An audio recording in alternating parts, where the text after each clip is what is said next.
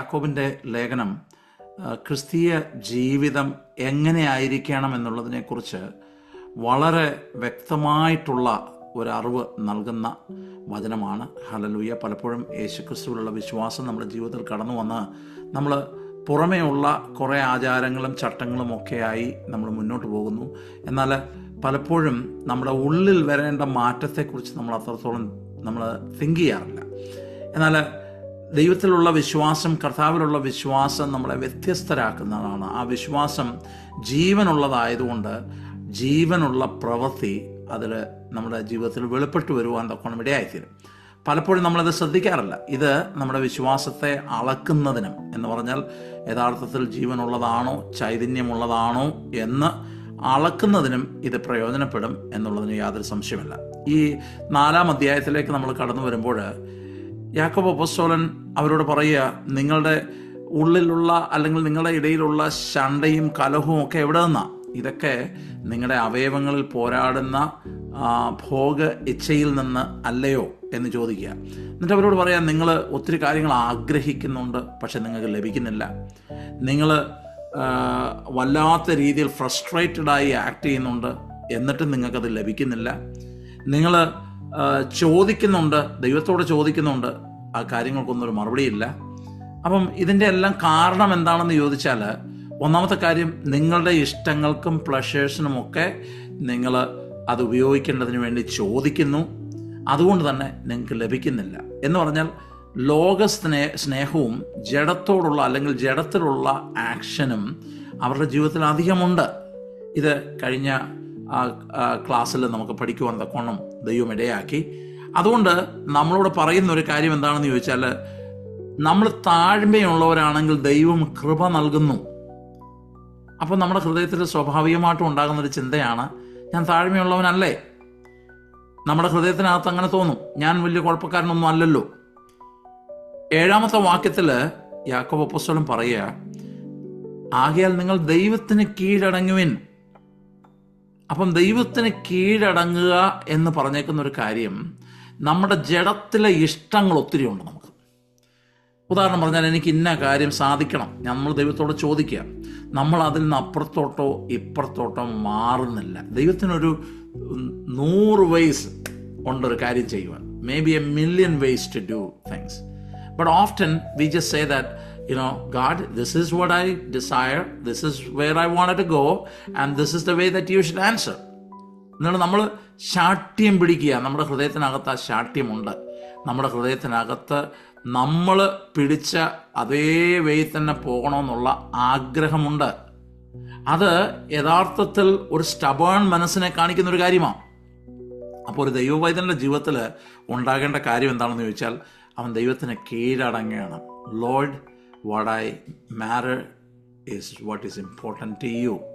കർത്താവേ, എനിക്ക് ജീവിതത്തിൽ ഏറ്റവും പ്രാധാന്യം അർഹിക്കുന്ന കാര്യം അങ്ങ് എന്താണ് ആഗ്രഹിക്കുന്നത്, അതാണ് എൻ്റെ ആഗ്രഹം. അങ്ങയുടെ ഇഷ്ടം ചെയ്യുന്നതാണ് എൻ്റെ ഇഷ്ടം. അപ്പം നിശ്ചയമായിട്ടും ഇത് നമ്മുടെ ജീവിതത്തിൽ ഉണ്ടാകേണ്ട ഒരു കാര്യമാണ്. അത് മാത്രമല്ല, നമ്മൾ ഈ പ്രശ്നത്തിൽ കൂടെ ഒക്കെ പോകുമ്പം പിശാച് വന്ന് നമ്മളോട് പറയും, നീ പ്രാർത്ഥിക്കുന്നില്ലേ, ഒന്നും നടക്കുന്നില്ലല്ലോ, നീ ചോദിക്കുന്നില്ലേ, ഒരു കാര്യം നടക്കുന്നില്ലല്ലോ. അപ്പോഴത്തേനും നമ്മുടെ ഹൃദയത്തിനകത്ത് ആകെ കൂടെ പ്രയാസമായി കഴിഞ്ഞു. നമ്മൾ ഇനി ഞാൻ പ്രാർത്ഥിക്കുന്നില്ല, ഇനി ഞാൻ ദൈവവചനം കേൾക്കുന്നില്ല, ഇനി ഞാൻ വളരാനുള്ള കാര്യമൊന്നും ചെയ്യുന്നില്ല, ഇനി ഞാൻ ഒരിക്കലും ഒരു കൂട്ടായ്മയിൽ പങ്കെടുക്കുന്നില്ല. ഇവിടെ യാക്കോബ് അപ്പോസ്തലൻ പറയാം, പിശാചിനോട് എതിർത്ത് നിൽപ്പിൻ, എന്നാൽ അവൻ നിങ്ങളെ വിട്ട് ഓടിപ്പോകും.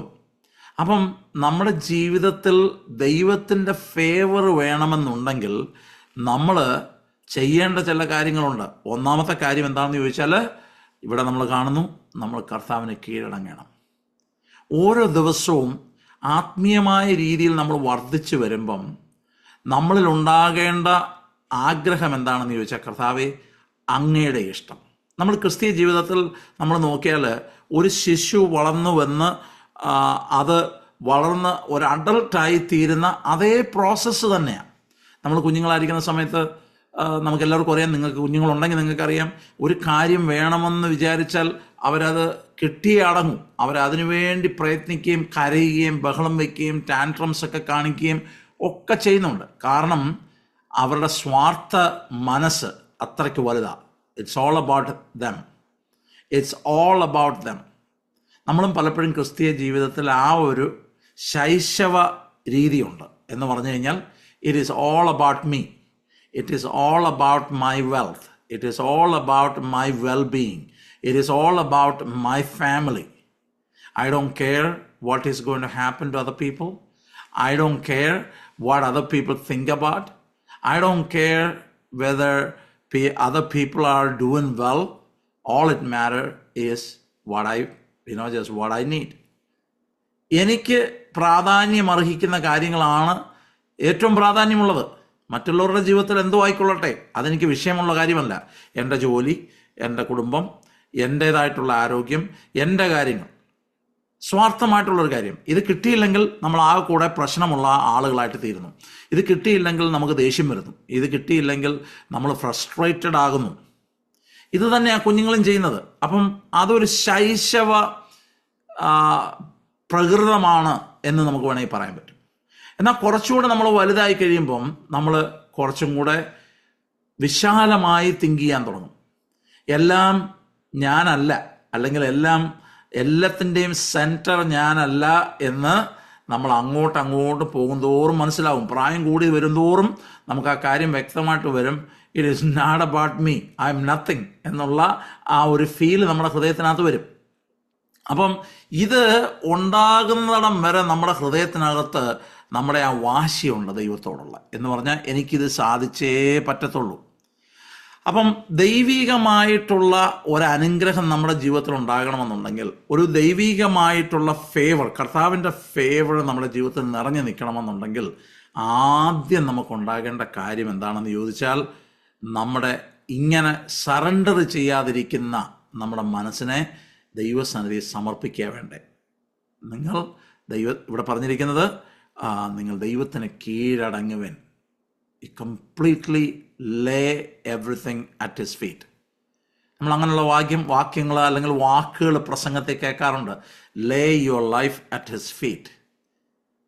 അപ്പം നമ്മൾ വെറുതെ ഒരു പ്രാർത്ഥന പ്രാർത്ഥിക്കും, കർത്താവേ ഞാൻ എന്നെ സമർപ്പിക്കുന്നു. പക്ഷേ നമ്മുടെ ആഗ്രഹങ്ങൾ നമ്മൾ കൊണ്ടുവരത്തില്ല, നമ്മുടെ ഇഷ്ടങ്ങൾ നമ്മൾ കൊണ്ടുവരത്തില്ല. നമ്മൾ ഇതാണ് ശരി എന്ന് നമ്മൾ മനസ്സിൽ ചിന്തിച്ച് വെച്ചിരിക്കുന്ന ചില കാര്യങ്ങളുണ്ട്. നമ്മുടെ ഹൃദയത്തിനകത്ത് അതൊക്കെ അറിയാമെങ്കിലും നമ്മൾ വിശ്വസിച്ചതാണ് ശരി എന്ന് വിചാരിച്ച് നമ്മൾ മുന്നോട്ട് പോകുന്നു. നമ്മളൊരു സറണ്ടർ ചെയ്യുന്നൊരു മൈൻഡ് സെറ്റ് ഇല്ല. അപ്പം ദൈവസന്നിധിയിൽ അടുത്ത് വരുന്ന ഒരാളുടെ ജീവിതത്തിൽ ആദ്യം ഉണ്ടാകേണ്ട കാര്യം എന്താണെന്ന് ചോദിച്ചാൽ, ഒരു സറണ്ടർ ചെയ്യുന്ന മനസ്സ്. Something that would make you lay your life at his feet.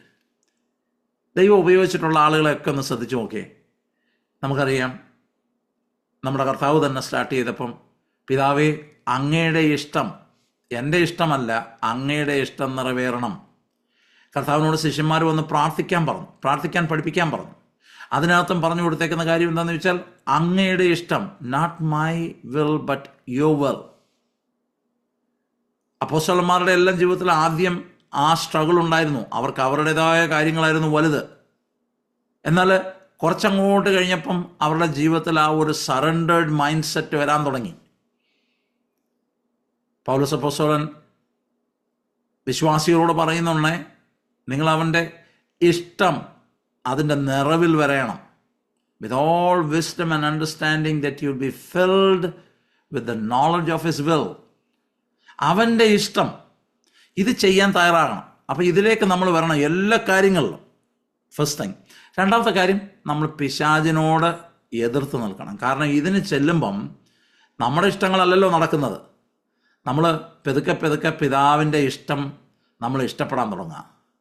പിതാവിൻ്റെ ആഗ്രഹം നമുക്ക് ഇഷ്ടപ്പെടാൻ തുടങ്ങുക. ഞാൻ ബിൽ ഹൈബൽസ് എന്ന് പറയുന്നൊരു ദൈവദാസൻ്റെ ഒരു ടെസ്റ്റ് മോണി കേൾക്കുവാൻ തക്കോണം ഇടയായിത്തീർന്നു. ഇവിടെയുള്ള വലിയൊരു മെഗാ ചർച്ചിൻ്റെ പാസ്റ്ററാണ് അദ്ദേഹം. അദ്ദേഹത്തിൻ്റെ സഭയിലൊരു മെമ്പർ ഉണ്ടായിരുന്നു, വളരെ ബിസിനസ്സുകാരനായിട്ടുള്ളൊരു മനുഷ്യൻ. ആ മനുഷ്യൻ വളരെ പണം ആ സഭയ്ക്ക് കൊടുത്തുകൊണ്ടിരുന്നു. ഒരു ദിവസം ഭാര്യയും ഭർത്താവും തമ്മിൽ പ്രശ്നമായി. അത് പിന്നീട് നീണ്ട് വലിയ പ്രശ്നങ്ങൾക്ക് കാരണമായി തീർന്നു. അപ്പം ബിൽ ഹൈബിൾസിൻ്റെ ഒരിക്കൽ അവരുടെ പാസ്റ്റർ ഒരിക്കൽ അവർ കൗൺസിലിങ്ങിന് വേണ്ടി വന്നു. അപ്പോൾ അദ്ദേഹം ചോദിച്ചു, നിങ്ങൾ കർത്താവിനോട് പ്രാർത്ഥിക്കാറുണ്ടോ? അയാൾ പറഞ്ഞു, ഇല്ല, ഞാൻ സാധാരണ ചെയ്യുന്ന പോലെ ഒന്ന് പറയും, അതല്ലാതെ വേറെ പ്രാർത്ഥനയൊന്നും എനിക്കില്ല. എന്നാൽ പ്രാർത്ഥിച്ചു തുടങ്ങണം. അപ്പം ഇദ്ദേഹം പറഞ്ഞു, പാസ്റ്ററെ, അതൊക്കെ പാസ്റ്ററുടെ ജോലിയല്ലേ, എൻ്റെ ജോലി ബിസിനസ് ചെയ്യുക എന്നുള്ളതാണ്, ഞാൻ ഇവിടെ ആവശ്യമായിട്ടുള്ള പണം കൊണ്ടുവരുന്നുണ്ട്. അദ്ദേഹം പറഞ്ഞില്ല, ആദ്യം പോയി പ്രാർത്ഥിക്കാൻ തുടങ്ങുക, പ്രാർത്ഥിച്ച് പഠിക്കുക, അത് കഴിഞ്ഞിട്ട് നമുക്ക് സംസാരിക്കാം. അപ്പോൾ അദ്ദേഹത്തെ പറഞ്ഞ് വീട്ടിലേക്ക് വിട്ടു. അവർ രണ്ടുപേരും പോയി. ഒരു കുറച്ച് ദിവസം കഴിഞ്ഞപ്പോൾ ആ മനുഷ്യൻ തിരികെ വിളിച്ചേച്ച് പറഞ്ഞു, പാസ്റ്ററെ, എനിക്കറിയത്തില്ല എങ്ങനെയാണ് പ്രാർത്ഥിക്കേണ്ടത്. അദ്ദേഹം പറഞ്ഞു കൊടുത്തൊരു വഴി. അദ്ദേഹം പറഞ്ഞു, നീ ഒരു കാര്യം ചെയ്യ്, എപ്പോഴും എഴുന്നേക്കുന്നത്, അദ്ദേഹം അതിരാവിലെ എഴുന്നേക്കുന്ന ആളാണ്, ഒരു 15 മിനിറ്റിന് മുന്നമേ എഴുന്നേക്കാൻ പറഞ്ഞു. 15 മിനിറ്റ്. ആ 15 മിനിറ്റ് നീ ആദ്യത്തെ നിൻ്റെ കുറച്ച് കാര്യങ്ങൾ ചെയ്ത ശേഷം നീ ഒരിടത്ത് ശാന്തമായിട്ടിരിക്കണം. ഇരുന്ന ശേഷം നീ വചനം വായിക്കണം. എന്നിട്ട് ആ വചനത്തെ നീ കേൾക്കുന്ന വായിച്ച കാര്യങ്ങൾ നീ ദൈവത്തോട് തന്നെ സംസാരിക്കണം. അതായിക്കൊള്ളട്ടെ നിൻ്റെ പ്രാർത്ഥന. അദ്ദേഹത്തിന് കോൺസെൻട്രേറ്റ് ചെയ്യാൻ പറ്റുന്നില്ല. അപ്പോൾ ഇദ്ദേഹം പറഞ്ഞു, എനിക്കൊരു നീ ഒരു ചെയർ പോയി വാങ്ങിക്കണം. ആ ചെയറിനകത്ത് നീ ഇരിക്കണം. എല്ലാ ദിവസവും ആ സമയത്ത് അവിടെ ഇരിക്കണം. അദ്ദേഹം അങ്ങനെ ചെയ്യാൻ തുടങ്ങി. ആദ്യമൊക്കെ വലിയ ബുദ്ധിമുട്ടായിട്ട് വന്നു. കുറച്ച് കഴിഞ്ഞ ഉടനെ അദ്ദേഹം വചനം വായിക്കാൻ തുടങ്ങി. വായിക്കുന്ന കാര്യങ്ങൾ കർത്താവിനോട് തന്നെ തിരിച്ചു പറയാൻ തുടങ്ങി. കർത്താവേ, ഇതെന്താ ഇങ്ങനെ എഴുതിയിരിക്കുന്നത്? ഇതെനിക്ക് മനസ്സിലാവുന്നില്ലല്ലോ കർത്താവേ. ഈ കാര്യം എനിക്ക് പറഞ്ഞു തരണമല്ലോ കർത്താവേ. കർത്താവിൻ്റെ സൗണ്ടൊന്നും കേൾക്കാനില്ല. കുറച്ചങ്ങോട്ട് മുന്നോട്ട് പോയി. പിന്നെ ഈ മനുഷ്യൻ പാസ്റ്റർ ഒരിക്കലേക്ക് വരുന്നില്ല. ഇതേ പാസ്റ്റർ ഭാര്യയെ വിളിച്ചു ചോദിച്ചു, എന്താ അവിടെ സംഭവിക്കുന്നത്? എൻ്റെയൊക്കെ കൗൺസിലിങ്ങിന് വരാമെന്ന് പറഞ്ഞിട്ട് ഇപ്പം 2-3 മാസമായിട്ടും അദ്ദേഹത്തെ കാണുന്നില്ലല്ലോ. അപ്പോൾ ആ സ്ത്രീ പറഞ്ഞു, ഞങ്ങളുടെ പ്രശ്നങ്ങളെല്ലാം പരിഹരിച്ചു, എല്ലാം ഓക്കെ ആയി, എവറിത്തിങ് ഈസ് ഗോയിങ് ഓക്കെ. അങ്ങനെ കുറച്ച് മുന്നോട്ട് പോയപ്പോൾ ഈ മനുഷ്യൻ വന്ന് ഒരു ദിവസം പാസ്റ്ററൊക്കെ പറഞ്ഞു, പാസ്റ്ററെ, ഇവിടെ പാസ്റ്ററെ വന്ന് ഹെൽപ്പ് ചെയ്യണമെന്ന് എന്നോട് കർത്താവ് സംസാരിച്ചു.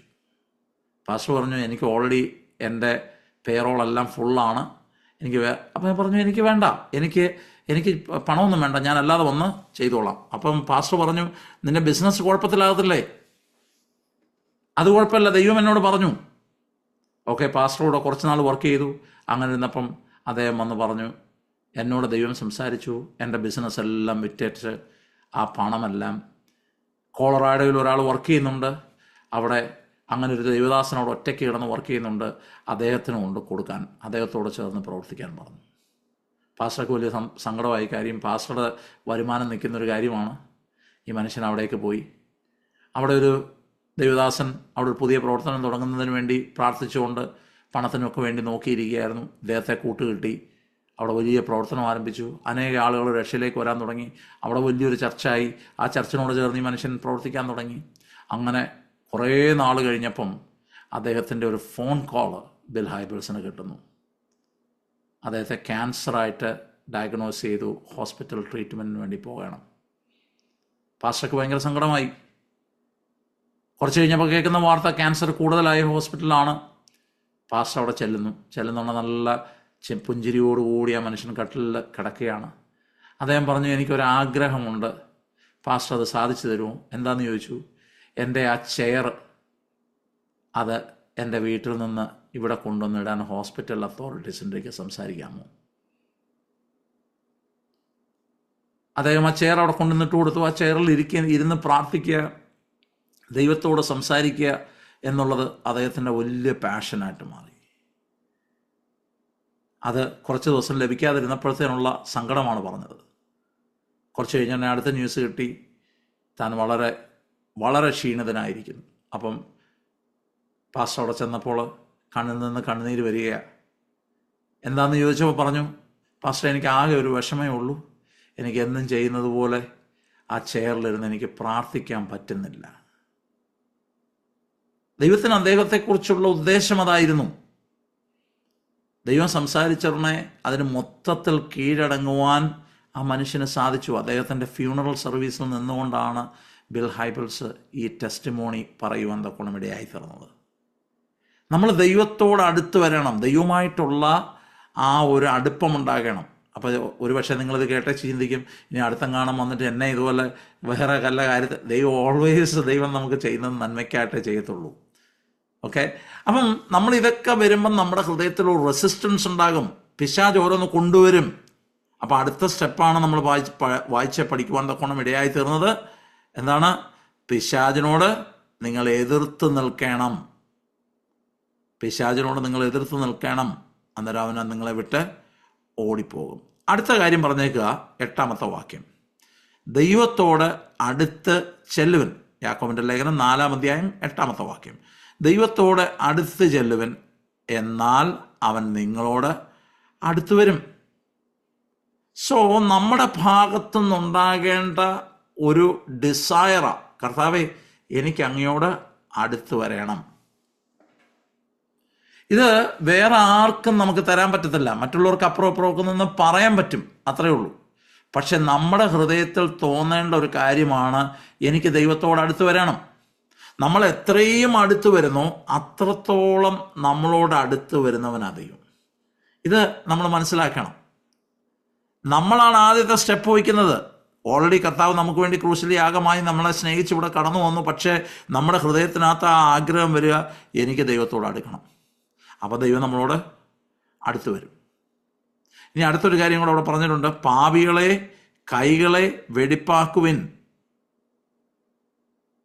അപ്പം നമ്മുടെ എല്ലാം ജീവിതത്തിൽ ദൈവമായിട്ട് അടുക്കുവാൻ സാധിക്കുന്നതിന് തടസ്സമായിട്ടിരിക്കുന്ന കാര്യം എന്താണെന്നറിയാം? നമ്മളിലുള്ള പാപ സ്വഭാവമാണ്, ജഡ സ്വഭാവമാണ്. നമ്മൾ പലപ്പോഴും ക്രിസ്തീയ ജീവിതം കുറേ കാര്യങ്ങൾ ചെയ്യുന്നതും അല്ലെങ്കിൽ ഡ്യൂസ് ആൻഡ് ഡോൺസ് കൊണ്ട് നമ്മൾ ഒതുക്കാറുണ്ട്.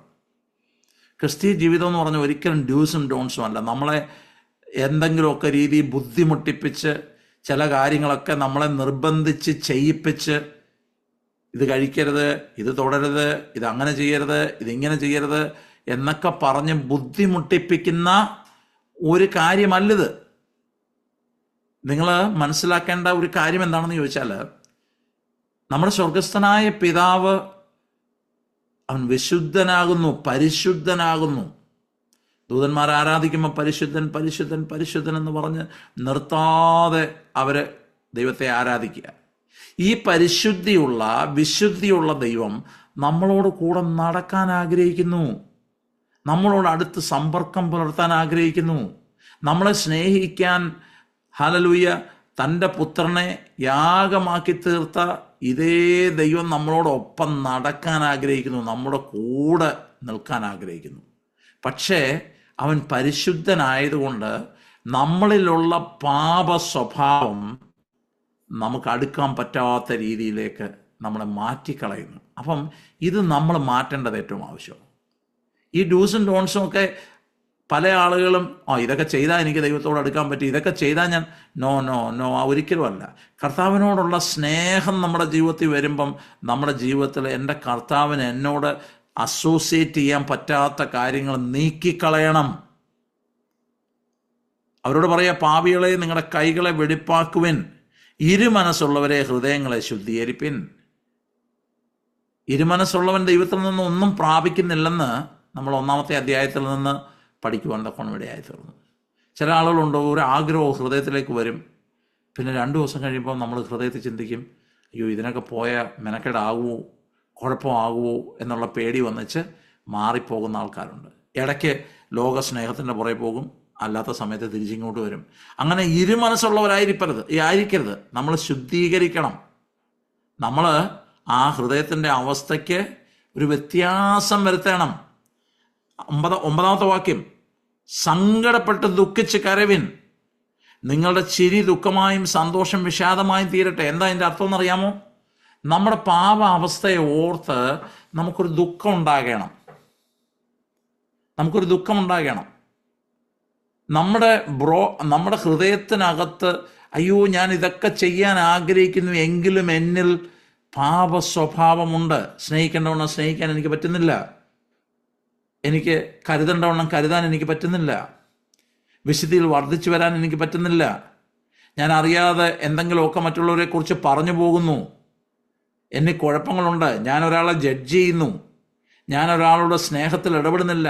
എൻ്റെ ശത്രുവിനെ എനിക്ക് സ്നേഹിക്കുവാൻ സാധിക്കുന്നില്ല. എന്നോട് എതിർക്കുന്നവരോട് ഞാൻ എപ്പോഴും ഒരു റിവെഞ്ച് മെൻറ്റാലിറ്റിയിലാണ് ഇടപെടുന്നത്. എനിക്കത് മാറാൻ പറ്റുന്നില്ല. കർത്താവേ, എന്നിലൊരു വലിയ വ്യത്യാസം വരുത്തണമേ എന്ന് പറഞ്ഞ് നമ്മുടെ ഹൃദയത്തിനകത്തൊരു നുറുക്കം ഉണ്ടാകണം. അതുകൊണ്ടാണ് പറഞ്ഞേക്കുന്നത്, സങ്കടപ്പെട്ട് ദുഃഖിച്ച് കരവീൻ. അല്ലാതെ ദൈവമക്കളായി കഴിഞ്ഞ് കഴിഞ്ഞാൽ പിന്നെ എന്നും കരഞ്ഞുകൊണ്ടിരിക്കണം, ഇതൊരു മിസറി ലൈഫാണ് എന്നുള്ളൊരു പിക്ചറല്ല അവിടെ പറഞ്ഞേക്കുന്നത്. നമുക്ക് കരയാൻ പറ്റണം നമ്മുടെ ആ നുറുങ്ങിയ അവസ്ഥ. നമുക്കറിയാം, ദൈവവചനത്തിനകത്ത് ഒരു വാക്യമുണ്ട്, എങ്ങനെയുള്ളവരോടാണ് യഹോവ സമീപസ്ഥൻ? ഹൃദയം നുറുങ്ങിയിരിക്കുന്നവർക്ക് യഹോവ സമീപസ്ഥൻ. God is closer to those people who are broken and contrite in their spirit. അങ്ങനെ ദൈവത്തിൻ്റെ വചനം പറയുന്നത്. എന്താ ഈ ബ്രോക്കൺനെസ് എന്ന് പറയുന്നത്? പലപ്പോഴും പല ആളുകളും ചിന്തിച്ച് വെച്ചേക്കുന്നേ, നമുക്ക് എന്തെങ്കിലുമൊക്കെ ഒരു രോഗം വന്നു, എന്നിട്ട് നമ്മൾ കിടന്നങ്ങ് കരയാണ്. ആ കരയെന്ന് പറഞ്ഞാൽ നമ്മുടെ കരച്ചിൽ കേട്ട്, നമ്മുടെ നുറുക്കം കേട്ട് കർത്താവ് നമ്മളോട് അടുത്ത് വരും. അങ്ങനെയാണെങ്കിൽ ഒരു കുഴപ്പമുണ്ട്. കാര്യം എന്താണെന്നറിയാം, നമ്മൾ ദുഃഖിക്കുമ്പോഴും നമ്മൾ പ്രശ്നത്തിൽ കൂടെ പോകുമ്പോഴേ ദൈവത്തിന് നമ്മളോട് അടുക്കാൻ ആകത്തുള്ളൂ, അല്ലാതെ പോകത്തില്ല.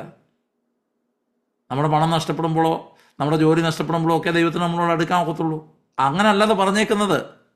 ഹൃദയം നുറുങ്ങിയിരിക്കുന്നവർക്ക് യഹോവ സമീപസ്ഥൻ എന്ന് പറഞ്ഞേക്കുന്ന കാര്യം, മനസ്സ് തകർന്നവരെ അവൻ രക്ഷിക്കുന്നു എന്നുള്ള ആ വാക്യത്തിൻ്റെ അർത്ഥം എന്താണെന്ന് ചോദിച്ചാൽ, നമ്മുടെ ഹൃദയത്തിനകത്ത് നമ്മുടെ അവസ്ഥയെക്കുറിച്ചൊരു നുറുക്കം. കർത്താവേ, എനിക്ക് ആകേണ്ടവണ്ണം ആകാൻ പറ്റുന്നില്ല. ഈ വിഷയത്തിൻ്റെ നടുവിൽ, നിങ്ങളൊരു ജോലി നഷ്ടപ്പെട്ടിരിക്കുകയാണെന്നിരിക്കട്ടെ, അതിൻ്റെ നടുവിൽ എനിക്ക് എക്സിബിറ്റ് ചെയ്യുവാൻ പറ്റുന്ന വിശ്വാസമില്ല കർത്താവേ. ഞാൻ വിശ്വാസിയാണെന്ന് പറയുന്നു, പക്ഷെ എൻ്റെ ഹൃദയം ചഞ്ചലപ്പെട്ടു പോകുന്നു. അത് ഓർത്തൊരു നുറുക്കത്തിൻ്റെ അവസ്ഥ.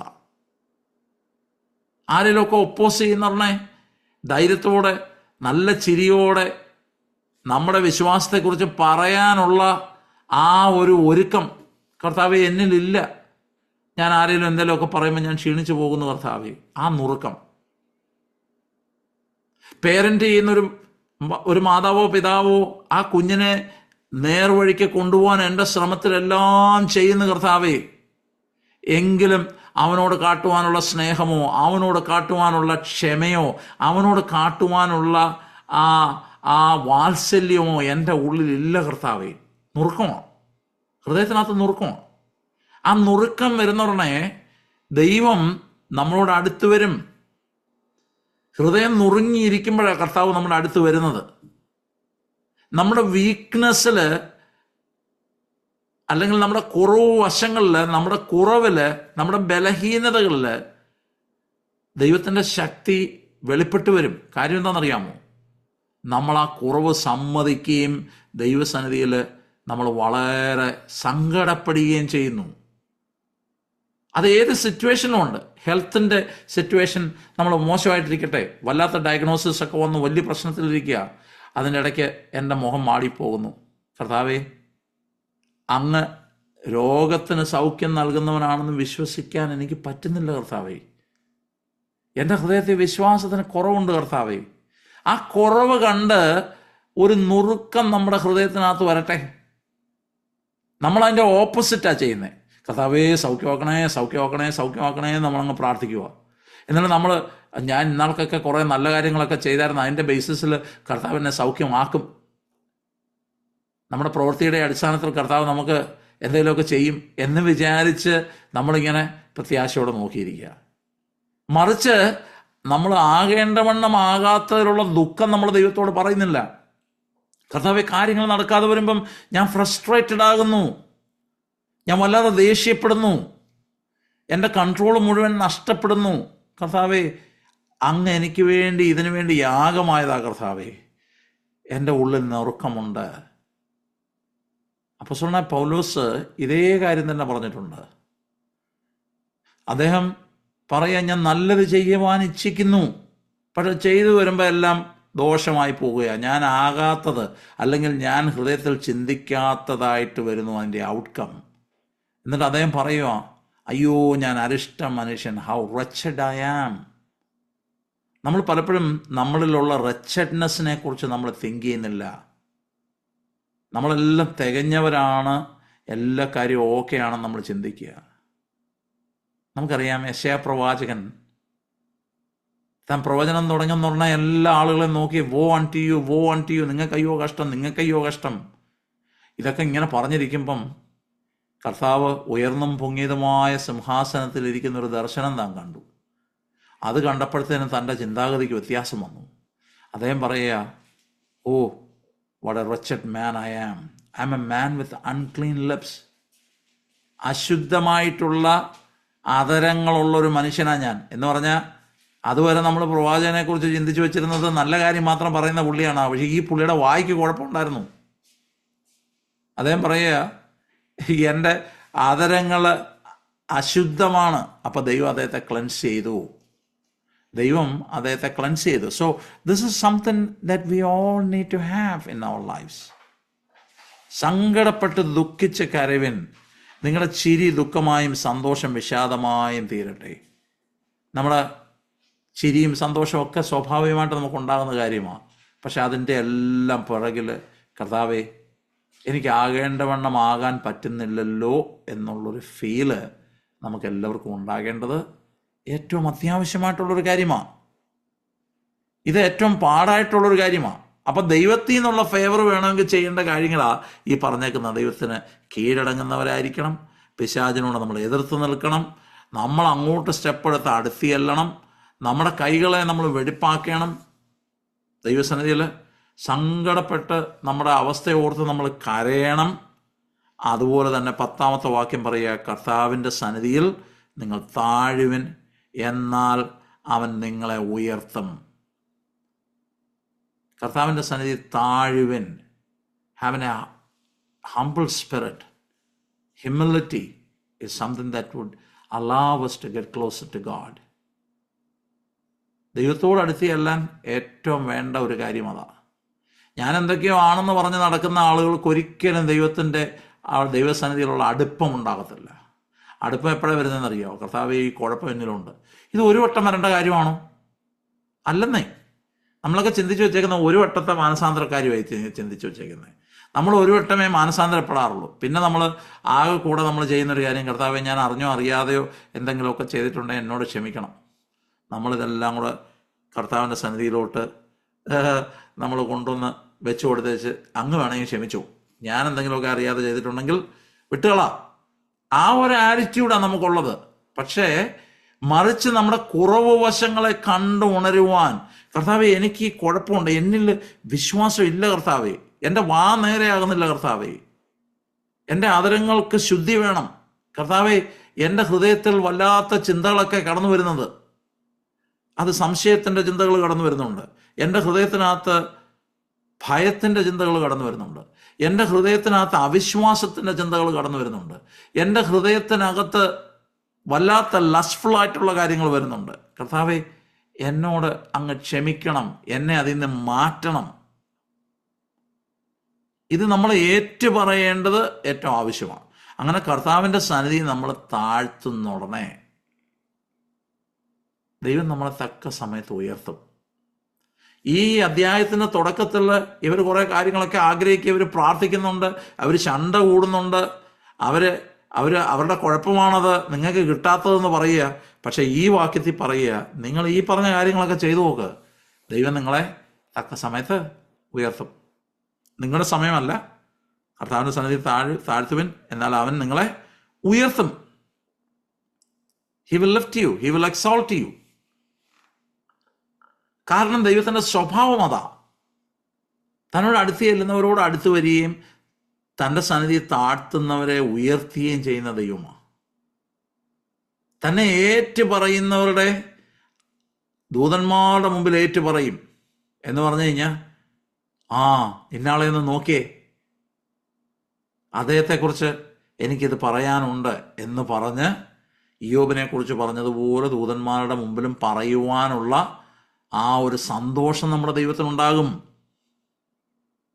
അപ്പം ഇത് നമ്മൾ ശ്രദ്ധിക്കേണ്ട ഒരു കാര്യമാണ്. ഇന്ന് ഈ പകലിൽ ഈ കാര്യങ്ങൾ കേൾക്കുമ്പോൾ, അല്ലെങ്കിൽ ഇന്ന് ഈവനിങ്ങിൽ നിങ്ങൾ ഈ കാര്യങ്ങൾ കേൾക്കുമ്പോൾ, ദൈവസന്നിധിയിൽ ദൈവത്താൽ ഉയർത്തപ്പെടാൻ ആഗ്രഹിക്കുന്ന ഒരു ദൈവവൈതല് ചെയ്യേണ്ട സ്റ്റെപ്പ് ബൈ സ്റ്റെപ്പായിട്ടുള്ള കാര്യങ്ങളായത്. അതുപോലെ തന്നെ നമ്മൾ മനസ്സിലാക്കേണ്ട ഒരു കാര്യമാണ്. നമ്മൾ പെട്ടെന്ന് ആ ഭാഗം കൂടെ ഒന്ന് വായിച്ച് പോകാൻ തക്കോണമെന്ന് ഞാൻ താല്പര്യപ്പെടുന്നു. കാരണം നമുക്ക് പലപ്പോഴും തടസ്സമായിട്ടുള്ളതൊരു കാര്യമാണ്. സഹോദരന്മാരെ, അന്യോന്യം ദുഷിക്കരുത്. നമ്മൾ അടുത്ത ക്ലാസ്സിലായിരിക്കും ഇത് പഠിക്കുന്നത്, എങ്കിലും ഞാനൊന്ന് വായിക്കുവാൻ തക്കോണം താല്പര്യപ്പെടുന്നു. തൻ്റെ സഹോദരനെ ദുഷിക്കുകയും വിധിക്കുകയും ചെയ്യുന്നവൻ ന്യായപ്രമാണത്തെ ദുഷിക്കുകയും ന്യായപ്രമാണത്തെ വിധിക്കുകയും ചെയ്യുന്നു. ന്യായപ്രമാണത്തെ വിധിക്കുന്നുവെങ്കിൽ നീ ന്യായപ്രമാണത്തെ അനുഷ്ഠിക്കുന്നവനല്ല, വിധിക്കുന്നവനത്രേ. ഈ കാര്യം എന്താണെന്ന് ചോദിച്ചു കഴിഞ്ഞാൽ, നമ്മുടെ ജീവിതത്തിലൊരു ഉയർച്ച വേണ്ടപ്പം നമ്മൾ മറ്റുള്ളവരുടെ ഒരു നീക്കുപോക്ക് എനിക്ക് വേണ്ടപ്പം ഞാൻ വേറൊരുത്തനെ കുറ്റം പറയാനും വേറൊരുത്തനെ ദുഷിക്കാനും അവൻ്റെ ജീവിതത്തിലെ കാര്യങ്ങൾ പറഞ്ഞുകൊണ്ട് നടക്കാനാണ് ഞാൻ ശ്രമിക്കുന്നത്. അങ്ങനെ നമ്മുടെ ജീവിതത്തിൽ ഒരിക്കലും ആ ഒരു നന്മ ലഭിക്കുകയില്ല. അപ്പം നമ്മൾ ചെയ്യേണ്ട ചില കാര്യങ്ങളുണ്ട്. നമ്മൾ മാറേണ്ട ചില കാര്യങ്ങളിൽ നിന്ന് നമ്മൾ മാറിയേ മതിയാകത്തുള്ളൂ. നമ്മൾ പഠിച്ചൊരു കാര്യമാണ്, എനിക്ക് തോന്നുന്നു യാക്കോബിന്റെ ലേഖനം 2:8 തോന്നുന്നു. നമ്മളവിടെ പഠിച്ച കാര്യം രാജകീയ ന്യായപ്രമാണമുണ്ട്. എന്തുവാ? നമ്മൾ നമ്മളെപ്പോലെ തന്നെ നമ്മുടെ അയൽക്കാരനെ സ്നേഹിക്കുക എന്നുള്ളത്, നമ്മുടെ സഹോദരനെ സ്നേഹിക്കുക എന്നുള്ളത്. ഇത് നമ്മൾ ഇതിൽ നിന്ന് മാറിപ്പോയി കഴിയുമ്പം ഇതൊരു വലിയ വലിയ കൽപ്പനയാണ്. എന്ന് പറഞ്ഞു കഴിഞ്ഞാൽ ഇതിൽ നിന്ന് നമ്മൾ മാറിപ്പോയി കഴിയുമ്പം നമ്മുടെ ദൈവീയ നന്മകൾക്ക് അല്ലെങ്കിൽ ദൈവം തരാൻ ഉദ്ദേശിക്കുന്ന നന്മകൾക്ക് നമ്മൾ തന്നെ തടസ്സമിടുന്നവരായി തീരുന്നു. ഇന്ന് രാത്രിയിൽ വളരെ ഷോർട്ടായിട്ട് സ്റ്റെപ്പ് ബൈ സ്റ്റെപ്പായിട്ട് നിങ്ങൾ കേട്ടു. ദൈവം നമ്മളെ ഉയർത്തുവാൻ വേണ്ടി നമ്മൾ എന്താ ചെയ്യേണ്ടത്? അതിൻ്റെ ഓപ്പോസിറ്റ് അതിൻ്റെ തുടക്ക ഭാഗത്തുണ്ട്. എന്ന് പറഞ്ഞാൽ നമ്മളങ്ങ് പ്രാർത്ഥിക്കുന്നുണ്ട്, നമ്മൾ എന്നിട്ട് ഫ്രസ്ട്രേറ്റഡ് ആകുന്നുണ്ട്, നമ്മൾ ഫോഴ്സ്ഫുള്ളി കാര്യങ്ങൾ എങ്ങനെയെങ്കിലും അച്ചീവ് ചെയ്യാൻ വേണ്ടി ശ്രമിക്കുന്നുണ്ട്, നമ്മൾ നമ്മുടെ ലസ്റ്റ്ഫുൾ കാര്യങ്ങൾക്ക് വേണ്ടി തിങ്ക് ചെയ്തുകൊണ്ട് അല്ലെങ്കിൽ നമ്മുടേതായിട്ടുള്ള ആ മനസ്സിൽ അപ്രകാരം തിങ്ക് ചെയ്ത് നമ്മൾ ആ കാര്യം സാധിക്കുവാൻ വേണ്ടി ശ്രമിക്കുന്നുണ്ട്. ഇതെല്ലാം നമ്മുടെ ജീവിതത്തിൽ നഷ്ടങ്ങളാണ് ഉണ്ടാക്കുന്നത്. ഇതെല്ലാം നമ്മുടെ ജീവിതത്തിൽ ദോഷമാണ് ഉണ്ടാക്കുന്നത്. ഇതെല്ലാം നമ്മളെ ദൈവത്തിൽ നിന്ന് അകറ്റുകയാണ് ചെയ്യുന്നത്. എന്നാൽ നമ്മൾ സ്റ്റെപ്പ് ബൈ സ്റ്റെപ്പായിട്ട് നോക്കിയ കുറച്ച് കാര്യങ്ങളുണ്ട്. അത് നമ്മുടെ ജീവിതത്തിലെ വിജയത്തിൻ്റെ സീക്രട്ടാണ്. ദൈവം നമ്മളെ ഉയർത്തണമെന്നുണ്ടെങ്കിൽ, വട്ടെവർ ഇറ്റ് ഈസ്, ദൈവം നമ്മളെ ഉയർത്തണമെന്നുണ്ടെങ്കിൽ നമ്മുടെ ജീവിതത്തിൽ ഈ പറഞ്ഞ കാര്യങ്ങളെല്ലാം ഉണ്ടാകണം. എൻ്റെ ആഗ്രഹം എന്താണെന്ന് ചോദിച്ചാൽ, ഇന്ന് കേട്ട ഈ വചനം നിങ്ങളത് നിങ്ങളുടെ ജീവിതത്തിൽ അതൊരു പ്രിൻസിപ്പിളായിട്ട് എടുക്കുക. ഒരു പ്രിൻസിപ്പിളായിട്ട് എടുക്കുക. ചില കാര്യങ്ങൾ നമ്മൾ അപ്രകാരം ചെയ്യേണ്ടതായിട്ടുണ്ട്. ഞാൻ ഒരിക്കലും ഒരു വീട്ടിൽ കടന്നു പോകാൻ തക്കണം ഇടയായി. ഒരു വലിയൊരു മാൻഷനാണ്, മലയാളികളായിട്ടുള്ള ആളുകളാണ്. അവരെന്നെ സ്വീകരിച്ചു. അവരുടെ വീട്ടിൽ ഞാൻ പോയി. ഒരു ദിവസം ഞാൻ അവിടെ താമസിച്ചു. അപ്പോൾ അവരുടെ വീട്ടിലെ എല്ലാ കാര്യങ്ങളും കണ്ടാൽ ഇറ്റ്സ് എ മാൻഷൻ, വലിയൊരു മാൻഷനാണ് അത്. അപ്പം അതിനകത്ത് എല്ലാം വിലപിടിപ്പുള്ള എല്ലാ കാര്യങ്ങളും ഉണ്ട്. എന്നാൽ അതിൻ്റെ കയറി വരുന്ന ഭാഗത്ത് നല്ല ഒരു ഡിസ്പ്ലേ, നമ്മുടെ നാട്ടിലേക്ക് അലമാര പോലെ ഇരിക്കുന്ന അവർ പണിതേക്കുന്നതാണ്. അതിനകത്ത് അങ്ങനെ ഡിസ്പ്ലേ ചെയ്യത്തക്കണമുള്ള ഒരു ചെറിയൊരു ഭാഗമുണ്ട്. അവിടെ ഒരു പഴകിയ ബൈബിൾ അവിടെ ഇരിപ്പുണ്ട്. പഴകിയ ബൈബിളാണ്. അത് മുഴുവൻ കുത്തി വരച്ച് ഉള്ള കളറ് മുഴുവൻ അതിനകത്തുണ്ട്. അത് പടർന്നിട്ടുണ്ട്. അത് വല്ലാതെ ഇരിക്കുന്നൊരു കാര്യമാണ്. അവിടെ ഭംഗിയില്ലാതിരിക്കുന്ന ആ ഒരു സാധനം മാത്രമേ ഉള്ളൂ. നമുക്ക് അങ്ങനെ തോന്നും അത് കണ്ടാൽ. എന്നാൽ അത് നല്ല ലൈറ്റഡായിട്ട് അതിലൊരു ഭാഗം അവിടെ തുറന്നിങ്ങനെ വെച്ചിട്ടുണ്ട്. അപ്പം ഞാൻ വിചാരിച്ചു അത് ഒരു പക്ഷേ അവരുടെ പേരൻസിൻ്റെയോ ആരുടെയെങ്കിലും വേദപുസ്തകമായിരിക്കാം അത് ആണവിടെ വെച്ചിരിക്കുന്നത് എന്ന് ഞാൻ വിചാരിച്ചു. അപ്പം ഞാൻ അവരോട് ചോദിച്ചു, പേരൻസിൻ്റെ ആണോ ഈ വേദപുസ്തകം എന്ന് ചോദിച്ചുകൊണ്ട് എന്നോട് പറഞ്ഞു, അല്ല പാസ്റ്ററെ, ഞങ്ങൾക്ക് ഈ കാണുന്നതൊന്നും അല്ലാത്തൊരു പാസ്റ്റ് ഉണ്ടായിരുന്നു. ഞങ്ങൾ എല്ലാം നഷ്ടപ്പെട്ട് ഞങ്ങളുടെ ജീവിതത്തിൽ ഒന്നുമില്ലാത്ത അവസ്ഥയിൽ ഞങ്ങൾ ഏറ്റവും താഴത്തെ ലെവലിൽ ഉണ്ടായിരുന്നൊരു സമയമുണ്ട്. അന്ന് ഈ വേദപുസ്തകത്തിലെ കുറേ കാര്യങ്ങൾ ഞങ്ങളോട് കർത്താവ് സംസാരിച്ചു. അതൊക്കെയാണ് ഈ വരയിട്ട് വച്ചേക്കുന്നതും ഞങ്ങളുടെ കണ്ണുനീരൊക്കെ കൊണ്ട് ഇതിൻ്റെ താളുകളെല്ലാം വല്ലാത്ത രീതിയിലായതാണത്. അന്ന് ഞങ്ങൾക്ക് ആകെ ഉണ്ടായിരുന്നത് ഇത് മാത്രമാണ്. ഈ പ്രിൻസിപ്പിൾസ് എല്ലാം ഞങ്ങളുടെ ജീവിതത്തിൽ ഞങ്ങൾ പാലിക്കുവാനിടയായി തീർന്നു. ഞങ്ങളുടെ അവസ്ഥയ്ക്ക് വ്യത്യാസം വന്നു. ഇന്ന് കാണുന്ന ഈ അനുഗ്രഹങ്ങളെല്ലാം ദൈവം പിന്നീട് ഞങ്ങൾക്ക് തന്നതാണ് എന്ന് പറഞ്ഞു. ഞാനിത് എന്തിനാ പറഞ്ഞെന്ന് ചോദിച്ചാൽ, ദൈവം എങ്ങനെയാണ് ഒരുവനെ ഉയർത്തുന്നതെന്നുള്ളത് നമ്മൾ ഇന്ന് രാത്രി നിങ്ങളെല്ലാവരും കേട്ടു. ഞാൻ നിങ്ങളോട് സംസാരിച്ചു. ഇത് നമ്മുടെ ജീവിതത്തിലെ ഒരു പ്രിൻസിപ്പൽ, അല്ലെങ്കിൽ നമ്മുടെ ജീവിതത്തിലെ ആ ഉയർച്ചയ്ക്കുള്ള സ്റ്റെപ്പ്. ഉയരാൻ വേണ്ടിയല്ല, ഇതൊക്കെ ചെയ്താൽ ഞാൻ ഉയർന്ന് വലിയ ആളാകുമെന്ന് വിചാരിച്ചല്ല. ദൈവത്തോട് അടുക്കുവാൻ വേണ്ടിയുള്ള ആ ഒരു മനസ്സ് നമുക്കുണ്ടാകട്ടെ. ദൈവത്തിൻ്റെ സ്വഭാവം തന്നോട് അടുത്ത് വരുന്നവരെ ഉപേക്ഷിക്കുന്ന ദൈവമല്ല. അവനെ കടാക്ഷിക്കുന്ന, അവനോട് സ്നേഹം കാട്ടുന്ന, അവനെ കരുതുന്ന, അവനെ റെസ്റ്റോർ ചെയ്യുന്ന, അവനെ ബിൽഡ് ചെയ്യുന്ന, അവന് അനുകൂലമായി നിൽക്കുന്ന, അവന് വേണ്ടി യുദ്ധം ചെയ്യുന്ന, അവനെ മാറോടണയ്ക്കുന്ന സ്വഭാവമുള്ള ഒരാളാണ് നമ്മുടെ കർത്താവ്. ഇന്ന് രാത്രിയിലെ വചനം നിങ്ങൾക്ക് ജീവനേകട്ടെ, ബലമേകട്ടെ. ഞാൻ ഒരു വാക്ക് പ്രാർത്ഥിക്കുവാൻ തക്കോണം താല്പര്യപ്പെടുന്നു. പ്രാർത്ഥിച്ചു കഴിഞ്ഞ ശേഷം നിങ്ങൾക്ക് കാര്യങ്ങളൊക്കെ ഉണ്ടെങ്കിൽ ചോദിക്കാം. Will turn off the video recording. അതിനുശേഷം നമുക്ക് നിങ്ങളുടെ ചോദ്യങ്ങൾ ഞാൻ ഉത്തരം പറയുന്നതായിരിക്കും. Let's look to the Lord in prayer. Father, we thank you and we praise you for this blessed time. I commit all my hearers in your mighty hand. Protect them, O Lord, and I pray that you would help them to realize the beauty of your word and the immense treasure that is hidden in your word. And I pray, God, that you would help them. Help me, O Lord. And I pray that our life would be pleasing unto you. If there is any struggle that they are going through, I pray that you would give them strength, O Lord. We give you glory, honor, and praise. In Jesus' precious name we pray. Amen.